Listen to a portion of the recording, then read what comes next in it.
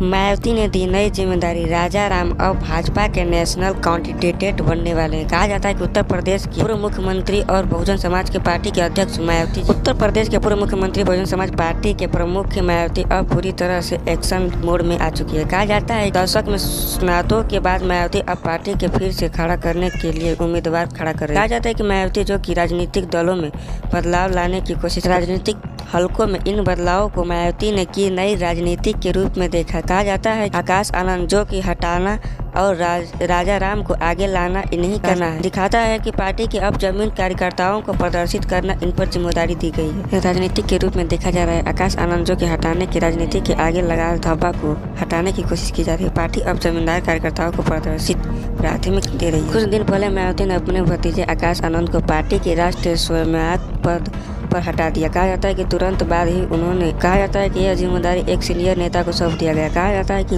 उनका नाम राजाराम के नाम से जाना जाता है। राजाराम भाजपा के उन नेताओं में से एक हैं जो कि जमीन से पहले ही जुड़े हुए हैं। कहा जाता है कि वह पहले ही 2014 से ही वह संसद में रह चुके थे और 2020 तक रुके थे। कहा जाता है कि राज्यसभा संसद में रह चुके थे। 56 वर्ष से राजाराम समाज शास्त्र में स्नातक कर रहे थे। उन्होंने पार्टी के लिए लंबे समय तक काम किया है। क्या यह बदलाव भाजपा को फिर से मजबूत कर पाएगी?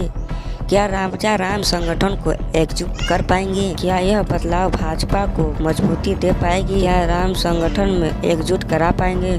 क्या यह संसद को सफल कर पाएंगे? इन सभी सवालों के जवाब इसी में छिपा गया है। कहा जाता है कि इसका असर साफ दिखेगा।